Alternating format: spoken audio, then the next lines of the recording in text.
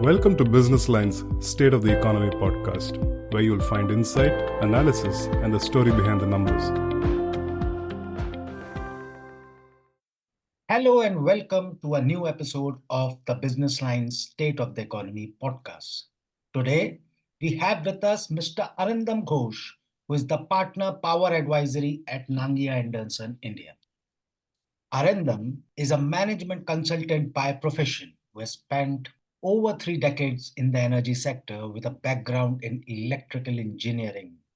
Arindam has assisted several power utilities in India in reducing their losses, improving their business processes relating to metering, billing, collection, using new technologies such as metering systems and communication technologies to implement solutions like AMR. He has extensive experience of working in projects with different funding agencies like the World Bank, USAID, GIZ, so on and so forth, and is well conversant with their processes. He has also been involved in all of the power sector reform projects in India. Today, we are going to discuss a very interesting subject. Artificial intelligence is slowly becoming a major part of all the organizations in the world, all the enterprises in the world. And as it grows further, its employability increases further. But what does it mean for the power sector? As you would be aware that the thirst of decarbonization and the growing demand of power is leading to power systems becoming more complex, with the need to balance the grid with respect to renewable energy or the growing power requirement by data centers, as more and more enterprises choose to integrate artificial intelligence into their processes. So, how does this, inclusion of artificial intelligence by companies or enterprises in their processes is impacting the power sector? We'll, we'll today discuss with Arindam how these changes are happening in the power sector. So, without wasting too much time, Arindam, welcome to the Hindu Business Line State of Economy podcast. Thank you so much, Rishi. Thank you for having me here. So the first question, Arindam, which comes to mind is, how is artificial intelligence transforming the power sector? What are you seeing in? Yeah, this is a pertinent question, really. Everyone, as you rightly mentioned in the introduction, that AI or ML, so this is becoming I mean, people are thinking it's a threat to human beings. So that's how we are being treated as. And probably I'll start with something, say, on a lighter note. I feel energy or power, that can actually act as a headwind that can help us to being overtaken by AI or technology. Because as you rightly mentioned, these data centers and those things are so much power hungry. So actually they need a lot of power. Since it's not only for power sector, for every sector as an industry that AI is getting taken over, as you rightly mentioned. So there definitely for the energy sector, we cannot understate the transformation that artificial intelligence is going to bring. And the main reason is that its ability to perform the high level cognitive processes, whatever we do as part of the thinking, learning, and decision making. So this is to manage a large power system. So we have been doing, some sort of, it's not exactly artificial intelligence, but I'm talking about say 40 years before, 50 years before, we are always using the technology to do the data collection, the analytics, and processing. But what we have noticed that in a very short period of time, the organized technology systems have come to dominate. And that's where we are trying to feel the trait that, okay, are they going to dominate the human existence and its underlying economic systems? True. So this is what, so yes, so, I mean, how, I am looking at a positive side of the AI being transforming. So that like a lot of things which as a power system engineers, the power sector, the control system. So that's where majorly the AI is going to add value, that they're going to help us the advancements of the data collection, the analytics, and the processing power. Demand forecasting, as simple as that. That's it. Correct. So because of and present tremendous opportunities to complement human intelligence, because since this is all about data right now, if you hear Rishi that we have been talking about smart meters and so many. So now we have talked about 250 crores of smart meters to be installed in India. It's one of the largest in the world. So when these smart meters are going to produce a lot of data, so this data, I mean, we have been keeping it in our computer and whatever based on our existing tools, we are trying to use those. But the moment we bring in AI, because the machine will learn more as soon as we have more data into it. I'll give you a small example. I mean, this is not a current example. I mean, maybe I'm giving a 10 years old example when an intern from a college joined, and I had given him a huge data. I had a database of a billing solution of one particular client, Okay. and he has to do something to show as a project. So I gave him that data point, the database, and say, come up with something and what are the exceptions you can feel based on the data. And he's a kid, he doesn't know about power sector, nothing. So Mhm. I just gave him pure raw data. Okay. And then the task was that come up with what is the relationship between the various data which you have, come up with that. Mhm. And that guy gave me, I still remember, about 35 exceptional cases in those days. And Okay. without knowing anything about the sector, he just used what some tool was available as data analytics tool in those days. Mhm. Using that, he did that. And okay, being from the power sector, I mean, from those 35, I would say, okay, those 7, 8, I said, okay, these are not actually making sense. Mhm. But it actually really opened my eyes that day that I would have not thought about at least 10 or 12 exceptions which he had pointed out just purely based on data. So that's what I'm thinking, that what I mentioned about how the human intelligence needs to be complemented. So I, being worked in power sector for 20 years, I could not think of some of those points True. which a fresher. So that's what we are talking about, right?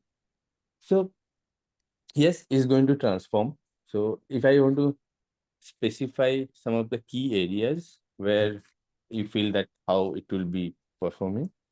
So one of the thing is that grid optimization, True. like the electrical grids in overall in the entire globe. So it needs to be smart, Mhm. and the efficiency and reliability.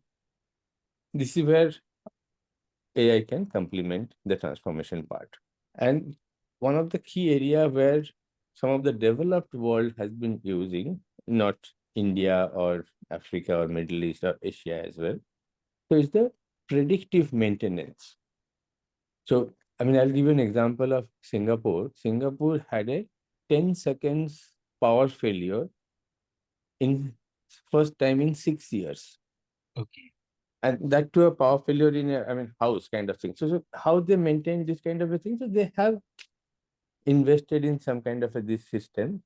So this is one of the area where I see that AI driven predictive maintenance systems can help monitor this, because that's beyond human thing. What from the basic data being collected through these IoTs and those kind of a system. So data can say, okay, look, this particular problem may happen in this system after 10 days or after 2 days. So go and repair that. So these are the kind of thing as a human being we cannot do. Then the another thing, the real threat is coming in the smart grid security threat, right? So where this the integrity of the system can be monitored through this, like all this cybersecurity and those And kind of. today, cybersecurity has become very important. Even in India, you'd be aware of how much the state and center is now concentrating on cybersecurity. Exactly. So if I mean someone can take control of your grid, he can do True. anything. I mean, he can just switch off your power stations. I mean, by entering in your system.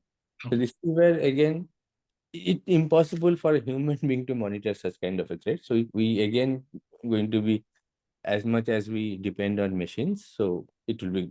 good for us. And another thing which, I mean, this is a little bit of a forward thinking. I think we should probably, it can come again later. I mean, not our generation, maybe next generation is going to see this, that developing a persona of a consumer, like based on the consumption pattern. What? True. Figuring out the personality of the consumer, how he's buying, how he's consuming power, or Yeah. is true. So people will sometimes say it's actually, I mean, my privacy is getting endangered, but I can see that. I mean, people can easily, I mean, that's what AI would say, and people would love to do that. Okay, if I know that what time I'll be leaving. So now when we talk about EV and those things going to come up soon, so people need to say everyone is going to come home in the evening, and if they put all their electric vehicles on charge, then what's going to happen? So those kind of things we can plan and also help, like through a mobile app, or maybe after 5 years, 10 years, something else going to come up. So the customer, the consumer, as you and I, who would be able to use AI to manage our electricity bill, manage how efficiently we can do those. So those kind of things can be happen. And this can also, as you mentioned about the forecasting, so this forecasting can be done very well. Okay, this particular group of people only start the day at this particular time, so the demand will be accordingly. No, And that's a great example actually. Where and I also read it. I think in a US journal I read where AI can be used for at what time, and you've given a great example that if all of the people start charging their EVs at that same time, probably the grid will collapse. So how can we space them around based on their work timings and all this predictive analysis can be done using AI. So that's a great example. I think this will be happening sooner than later, I think, as we are also, going too much into electric vehicle charging, public charging infrastructure is coming up. What do you think? yeah, no, absolutely, that is going to happen very soon. And one of the things which you rightly mentioned about the load forecasting, but I'll put it little different than the load forecasting. The Okay. main challenge which today, I mean, all over the world, I'm not talking about only Asia or this part of the world, even US and Europe do not have a very effective integration of the renewable energy forecasting solution. Because renewable energy, be it wind or be it solar, it will only come when there is a sun and there is wind. True. All of a sudden, if you are completely, the entire country is based on solar energy, and just not a country, even if I'm talking about, let's say, city or something, and a cloud cover comes and entire load becomes zero, the production. So how will you handle that? So that is, so we are still, I mean, India is definitely not prepared for that. And but our government is doing a lot of planning for that. So probably we'll come into that, how government is prepared for that. But this is a real challenge, which, that the weather patterns. I mean, we cannot. I mean, something we can still predict, and so the AI can do that with the pattern, the variability, and the ensuring the grid balancing. So what I mentioned. So this is going to be a. I mean, I feel AI can help us. And also the point which I mentioned about the algorithms. Algorithms, the AI can produce, with the example I gave about the intern, the same thing like energy trading. And again, the like in US, I mean, you can sell power to your neighbor if you are not producing. If you have a rooftop and you are not at home, but you can sell your power to the neighbor. So those kind of an complex system are there available. But obviously in India, we might reach that stage as well. As our systems also develop further, we'll see more advent of AI. But another aspect of artificial intelligence is that when we process data in artificial intelligence, the consumption of power also increases substantially. So I thought I will also, shed light on this aspect where artificial intelligence systems running on AI consume a lot of power, Yeah. and as these systems increase further, the power demand will also increase further. So, I thought, Arindam, this is one issue also thought I will discuss with you. That, we are already in April. April is ending, May is beginning. We are in the middle of the peak summer demand season. And almost every year we come to you for your response on how power supply is not adequate across the country. I think it plays out every year in the summer months. So, we have a situation where India's power demand is probably rising at a rate of 7 to 8% per annum. And over that, if AI comes, so how all these dynamics will work out. We thought we'll discuss this issue also with you. Yeah, sure. That's, I mean, you rightly pointed out, and I mentioned in the beginning of the podcast, the power is going to be a real challenge to take AI to the next level. So, as you mentioned, that the data, all these AI or ML will run based on data centers. True. This power consumption of these data centers are huge. I mean, so they are massive power guzzlers. I mean, that's what we call them. And Why 24/7 power? yeah. And they also, I mean, these days they also, some of them wanted green power, and those kind of things are also there because they cannot, I mean, if I am getting data from any of the European countries or US, unless I prove them that my data center is running on green power, I cannot uh, use that client. So those kind of things. So if you see that it's quite flat since 2010 about the data center coming. So we have seen a growth of about the 1% of the total global. I'm talking about global generation. I have the figures of that.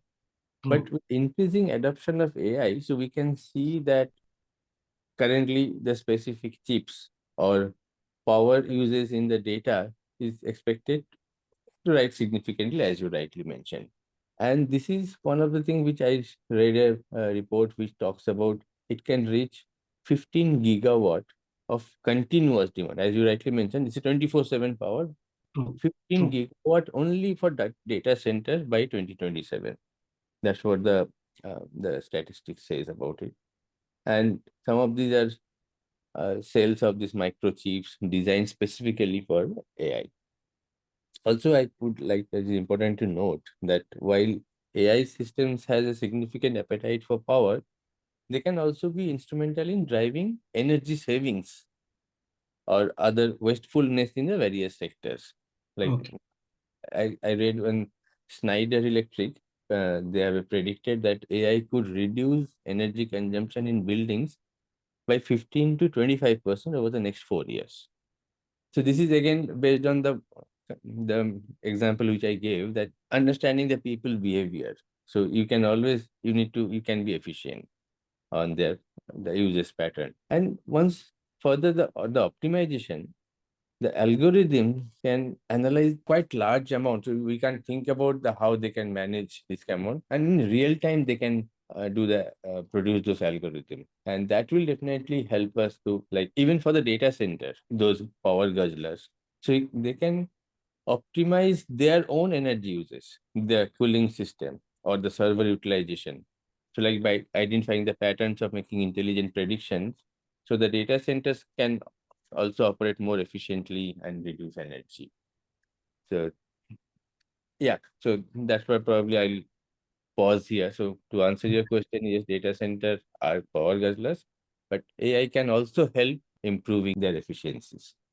So basically, it works both ways. So AI powered systems themselves consume a lot of power, but what they can do is that using the predictive analysis, demand forecasting, they can space out that so that demand power consumption comes down a little bit. So you are saying that it going ahead, it will be able to bring it on par where it will be consuming too much electricity to produce solutions, but it will also offer avenues where you can save power. Exactly. So Arindam, another point would be that how is our domestic power system or the power sector geared up for AI? How, I keep coming to you asking about how modernization is happening in the grid balancing or in transmission sector, because this will be very important as we grow more renewable energy. We will need it to transfer from one part of the country to another. So how are our power systems geared up for handle AI? What is your view on this?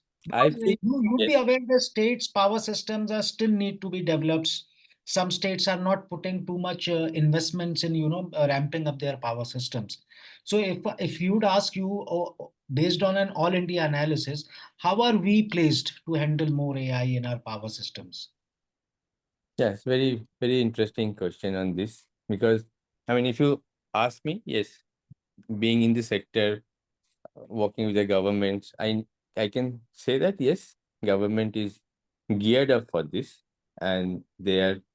I mean, if you have seen the lot of plans which the current government has planned, one of them is very well talked about the Panchamrit, which they talked about that will install 500 gigawatt of True. fossil, and you know all the five things, the reduce carbon emission. So this is definitely, I would always say one of the. I mean, unless you have a steep target, you cannot prepare yourself. So Panchamrit target, I like it because I feel that that is where you can start doing this. So some of the, I mean, when you have the renewable energy increased in our country, so other than capacity of the centralized renewable energy generation, we also recognize the importance of decentralized generation. True. So, I mean, recently, what you have, the recent that solar rooftop, what is that, Suryodaya Yojana. Suryodaya Yojana. Yes. Yeah. So this is actually, I mean, so if we see that government had a target of 40 gigawatt of rooftop solar by Yes. 2022, Yeah. but by 2024 we have not even crossed 10 gigawatts. Yes. So unless you have this kind of a push, so this particular program is going to push that, and now everyone, like for you and me, we were always thinking that why should I do this? So now that answer is there, so how to do that. So once you have such distributed generation, and when you are talking about AI, so, so this distributed generation thing also will to absorb the AI capability. I would say so. It is not going to happen over 1 year, 2 years. It's a 5, 6 years plan. So, and this approach also encourages the renewable energy at a very smaller scales, like more distributed and resilient power system, and the efficiency of the power grid, which we talked about. This includes the, I mean, reduce the transmission and distribution losses. I mean, this ultimately help utilization of more power generation. And Niti Aayog is doing a lot of work, so they have plans for, uh, I mean, to tackle that the need of an more power coming from AI, and so I think we are well placed for that. We need not worry much about that. Yeah. So one thing which we usually ask in power sector are how are finances to be managed. So do you think on the financial side, states are also better placed because with smart meter this thing always comes up that Discom's financial profile is stretched. So smart meter installations are being impacted because Discoms they have to put more investments into ramping up their legacy billing systems so that they come and become at par with today's systems. Uh, these small things are having financial issues. So when we are integrating too much AI into our systems, how are finances to be managed? Do you think AI can also help us in managing the Discom's financial profile? Yeah, I mean, I was mentioning about in the previous point that of course AI is going to, because distribution company, why are they bleeding? Because their losses, I mean, some of the losses which are controllable losses. I always say there are certain losses you are uncontrollable, but certain are controllable losses. So which can be definitely using the algorithm generated by AI. You can point out, okay, where the theft is happening. So you can always go and tackle or target that particular area. So smart meter we are installing, but let's not install the smart meters randomly everywhere. So let's install the smart meters where the maximum theft is happening today. So this AI will tell me as a Discom engineer or Discom managing director, I will depend on AI to tell me where should I put my first lot of smart meters so True. that I get this. So this is definitely going to help. And On the financing, what to answer your question, what if you have seen I mean, everyone recognize that the discoms are the in the bottom line, and True. they're the consumer interface. So ultimately, everything comes to them. So that's the reason even CEA has undertaken. I mean, we have seen so much of programs, projects get created, like RDSS being one of them. The funds have been uh, pumped into the distribution The sector. center itself. Yeah, that's from it's a 3 lakh crore was that. And if you see that the CES, the current plan, they have about 30 lakh crores planned to infuse in the development of requiring RE capacity. And this time they are saying that let's give it to the discoms. Even the recent project which is coming up in Assam, it's funded by Asian Development Bank ADB.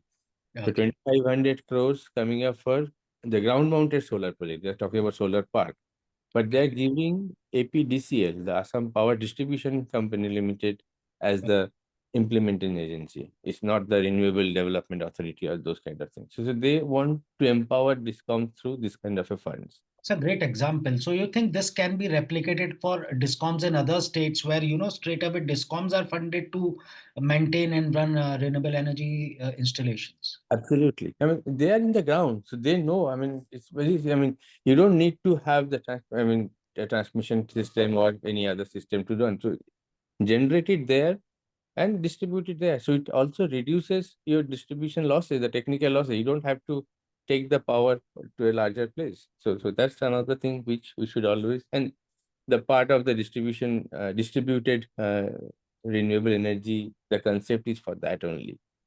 So And Arindam, last question.